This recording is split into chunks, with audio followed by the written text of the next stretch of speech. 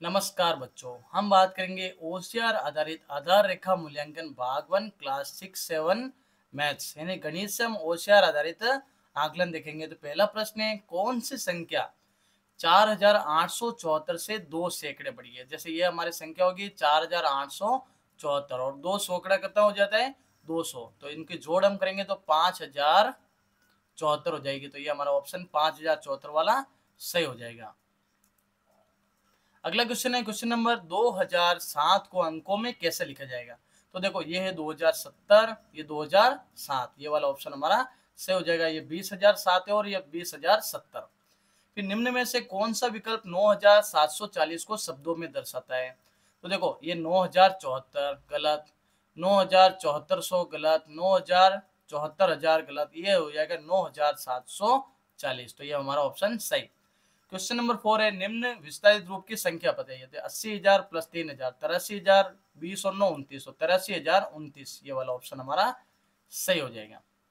अगला देखो बच्चों, वर्कशीट हमारा जो क्वेश्चन नंबर 5, देखो 518 में 4 का भाग देंगे तो भागफल कितना आएगा और शेषफल कितना आएगा। तो हम देखो भाग दे सकते हैं, वैसे में भाग दिया हुआ है तो इस प्रकार से 129 आ जाएगा। जैसे ये हमारा 518, इसमें कितने का भाग देंगे हम 4 का, तो 4 एकम 4, तो यहाँ पे 4 आ जाएगा। शेषफल बचेगा 1, तो एक बार भाग गया।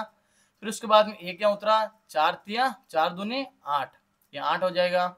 अब पीछे बचा 3 और ये 8, फिर 4 नम 36 और ये 36 लिखा हमने, पीछे बचा शेषफल 2। देखो ये शेषफल 2 हो रहा है और भाग कितनी बार गया 129 बार। क्वेश्चन नंबर 6, नीचे दी गई संख्या वाक्यों को देखें। जैसे 120 इंटू 40 बराबर 20 इंटू कितना करेंगे। तो देखो 120 इंटू 40 है तो 40 यहाँ पे डबल है, 20 से डबल है तो 120 का डबल कर देंगे हम, तो यहाँ हो जाएगा 240। तो ये वाला ऑप्शन हमारा सही हो जाएगा। फिर क्वेश्चन नंबर 7, निम्न में से कौन सा विकल्प नीचे दी गई संख्या रेखा पर p का मान हो सकता है। तो p का मान में देखो ये 1 है 0, तो ये हो जाएगा 1/4, 2/4, 3/4, ये 1 पूरा, तो आगे यहाँ पर 2 है तो 2 से 1/4, तो ये वाला ऑप्शन हमारा सही हो जाएगा।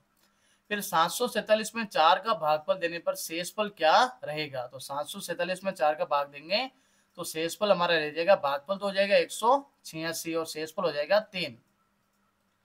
फिर अगला हमारा क्वेश्चन है 9 नंबर, क्वेश्चन नंबर 9, निम्न में से सबसे बड़ी भिन्न कौन सी होगी। देखो सबका हर समान है, 6 6 6 और 6, तो 6 में से 2, 6 में से 3, 6 में से 4 और 6 में से 6, यानी ये पूरा 1 हो गया। तो ये वाला ऑप्शन हमारा सही हो जाएगा। फिर 10वां क्वेश्चन है, निम्न में से सबसे छोटी भिन्न, तो 1/5 हमारे हो जाएगी क्योंकि सबका हर समान है और सबसे 5 में से केवल 1 हो रहा है। अब क्वेश्चन नंबर 11 देखो बच्चों, निम्न में से शून्य कोने और शून्य किनारे वाले आकृति कौन सी है। इसमें देखो किनारे कितने हैं 4, तो ये तो गलत हो गया।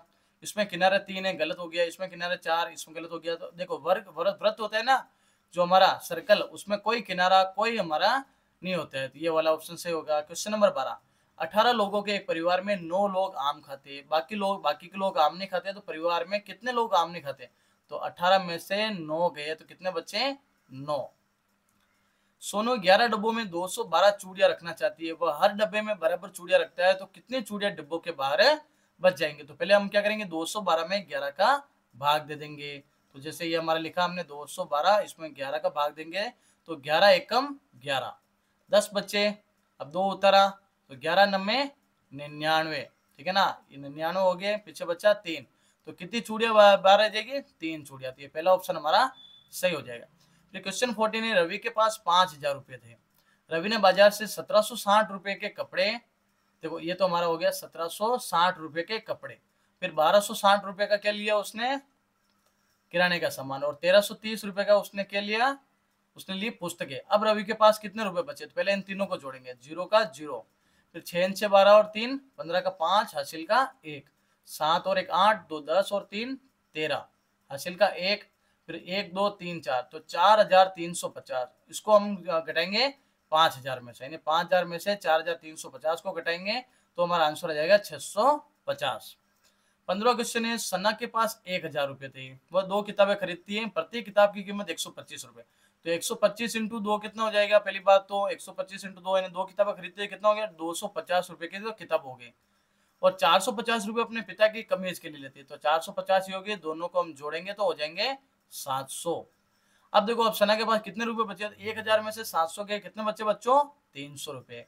तो इसी के साथ आज हमने हमारा जो क्लास 6-7 गणित का ओसीआर बेसलाइन असेसमेंट पढ़ा।